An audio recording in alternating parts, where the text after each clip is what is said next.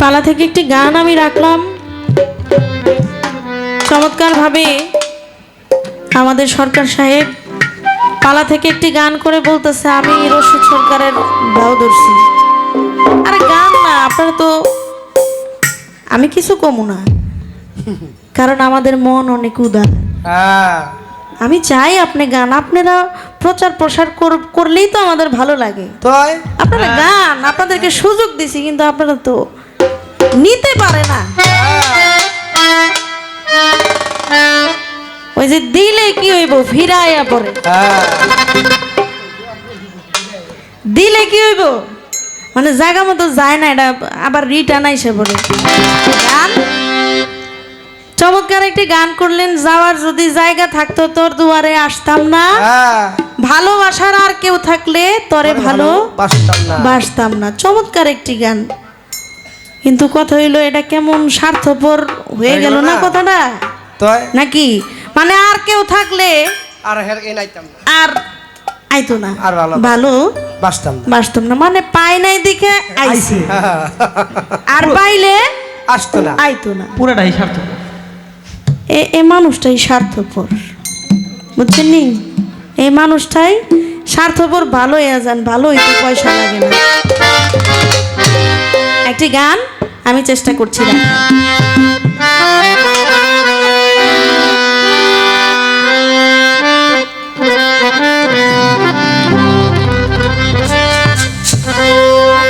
ওরে যাই আমার করবে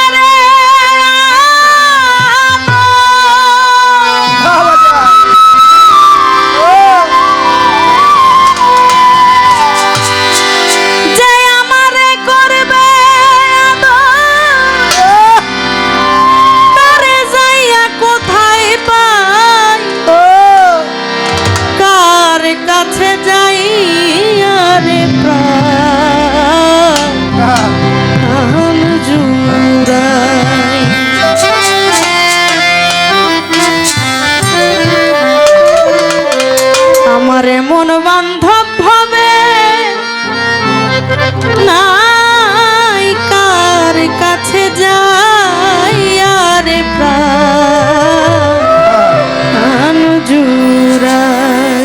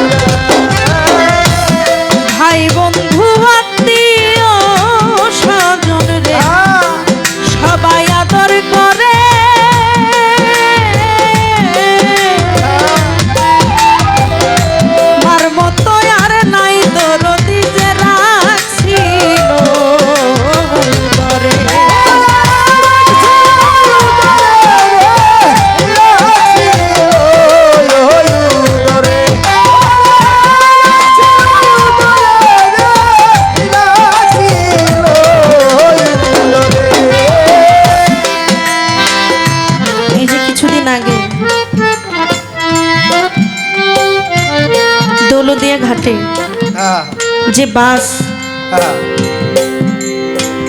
পানিতে পড়ে গিয়েছিল,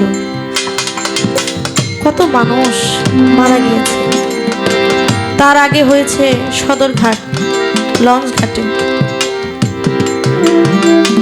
ট্রেন দুর্ঘটনা, তারপর হলো দৌলতদিয়া ঘাটে। একজন মা সন্তানকে বের করে দিছে, কিন্তু নিজে বের হইতে পারে নাই। ছোট্ট বাচ্চা। বাচ্চা তো মনে করছে যে মা যখন আমারে বের করে দিছে মাও তো বের হয়ে যাবে, কিন্তু যখন উপরে উঠে সবাই রে দেখে কিন্তু মায়েরে তো আর দেখে না, মায়েরে দেখে না। আচ্ছা আপনারা দেখেন তো ওই বাচ্চাটাকে কেউ কম আদর করছে? বাচ্চাটা যখন ডাঙায় উঠলো সবাই আদর করছে না ওরে, কিন্তু বাচ্চাটা কান্নাকাটি শুরু করছে। কেউ কিন্তু আদর কম করে না, কিন্তু মার মতো আদর তো আর সবার কাছে পায় না। মার মতো আদর সবার কাছে পায় না, পায় না। সবাই রে দেখে কিন্তু মায়ের ওই মুখটা তো আর দেখে না।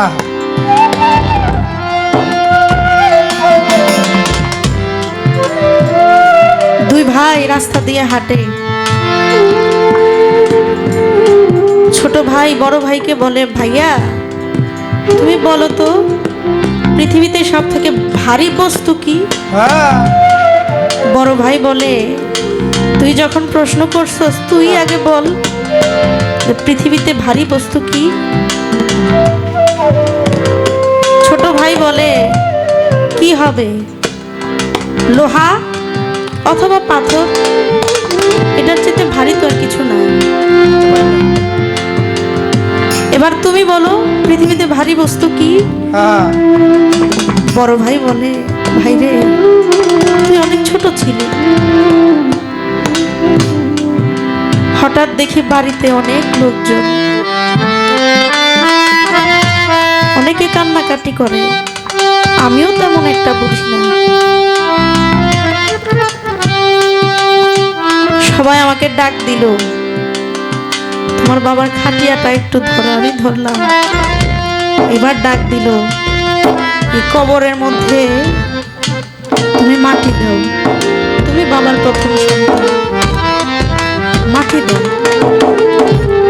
আমি দিলাম, তখন বুঝি নাই রে ভাই, তখন আমি বুঝি নাই, কিন্তু যখন মাটি দিয়ে আসছি আমার বাবারে আর আমি দেখি ভাইরে, সবাই রে দেখি, পাড়া প্রতিবেশী, চাচা বা আমার বাবার সমতুল্য যারা, তারা সবাই আমারে বলে যে আমি তোমার বাবার মতো, আমি তোমার বাবার মতো, তোমার কিছু প্রয়োজন হলে আমার কাছে আইসো। তারা বলে, কিন্তু আমার বাবারে তো আর আমি দেখি না। আমি যেদিন খাটিয়াটা ধরেছিলাম আমার মনে হয়েছে যে আমি মনে হয় পৃথিবীতে সব থেকে ভারী বোঝাটা আমার কাঁধে নিলাম। এর চাইতে ভারী বোঝা আর কিছু হইতে পারে না। একজন সন্তানের কাঁধে পিতার লাশ, একজন পিতার কাঁধে পুত্রের লাশ, এর চাইতে ভারী বোঝার পৃথিবীতে কিছুই হয় না। পৃথিবীতে বাইচা থাকার জন্য অনেক কিছুই আছে, অনেক মুখ আছে, কিন্তু যারে আমি ভালোবাসি, আমার বাবা, আমার মা, তার মতো তো আর আমি কাউরে দেখি না। তার মতো আদর, তার মতো স্নেহ, তার মতো ভালোবাসা পৃথিবীতে কেউ আর দিতে পারবে না। তাই গানের মধ্যে বললেন, ভাই বন্ধু আত্মীয় স্বজন রে সবাই আদর করে,